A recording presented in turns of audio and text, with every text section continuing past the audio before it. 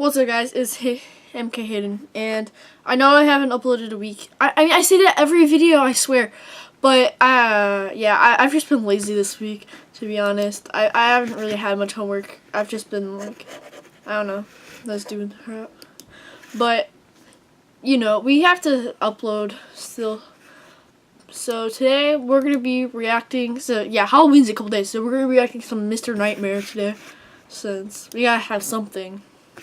So we're on YouTube right now, and we're gonna watch that. So I'll pick it up right when we're at it.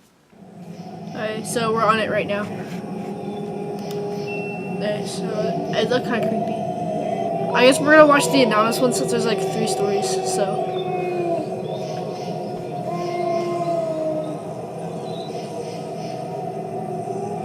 I should get this way.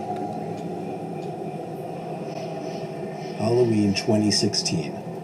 My 3 friends and I, who for the purpose of this story will be named J, K, and L respectively, were trick-or-treating downtown.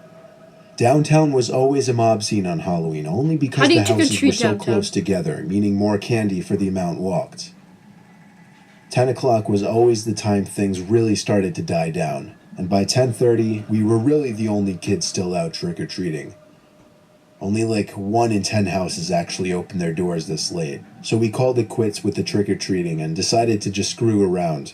It was a Saturday night after all. As we called it quits with the trick-or-treating, a lone person in a clown costume was walking really, really slowly from the black fog in the distance. This was a legit clown costume too. The makeup was crazy. From the slit-mouth smile to the blood-filled boils, it was a scary costume. The 4 of us laughed and screamed in reaction, but ultimately walked away. We went to a park that was nearby to just goof around and make a mess with silly string and shaving cream and whatever. We weren't the first, however. Strands of silly string littered the playground, as well as shaving cream smudged on the walls of a bathroom building in the park to spell out obscenities. We all hung out on the playground, but Jay pointed out to the dark horizon, where 2 clowns were walking over to us. One of them the same clown from earlier. I didn't think it was possible, but the second clown was even more disturbing than the first.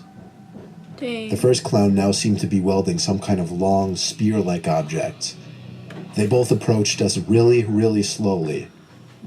The funniness of the situation quickly wore off as they got closer and closer. Then they started to charge us. We all ran in different directions. One of the 2 clowns was chasing me. Out the park and down the street I ran. I didn't know the area too well, but I did know how to get back to Elle's house. I ran all the way there. About halfway there, I lost the clown. I called Elle and told him I was in his backyard. He was out of breath, but he said he just lost one of the clowns and was on his way over now. I said I'd call Jay, and he said he'd call Kay. Luckily, Jay picked up on the first ring. He wasn't being chased, so he didn't sound as freaked out as Elle did. I told him to meet us at Elle's house. 10 minutes later, all 4 of us were in Elle's backyard, gathering our thoughts and discussing what just went down. We had a good laugh about it now that it was over, as we ate some of the candies that we got. Kay went home, while me, Jay, and Elle hung out in the living room for a while. Lights off, TV on, playing some Xbox One party game. Jay looked out the window and then ducked, and told us to shh and turn off the TV. When we asked why, he said there was a clown out there. I didn't believe him, so I looked out the window. He screamed, "Don't," but it was too late. The clown standing outside of Elle's house looked right at me through the window. I shut the curtains and told Elle he wasn't lying. His parents weren't home, so going to his dad wasn't an option. Instead, we shut off the TV and went upstairs to Elle's bedroom. We looked out the window. The clown wasn't there anymore. Actually, we never saw either of the clowns again. But the next morning, Elle texted the 3 of us, saying he found a rubber clown nose on his backyard patio table. He said it was obviously placed there with intent to scare us, and mission accomplished because it worked. Luckily, that clown epidemic didn't last more than a month later. After that, it just became an old story. Dang.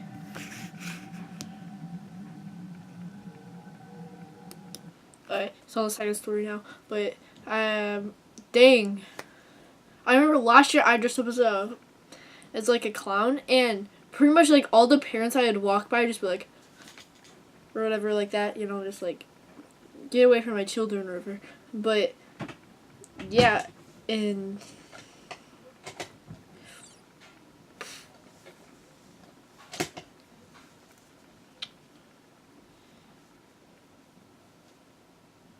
Yep, that was pretty scary.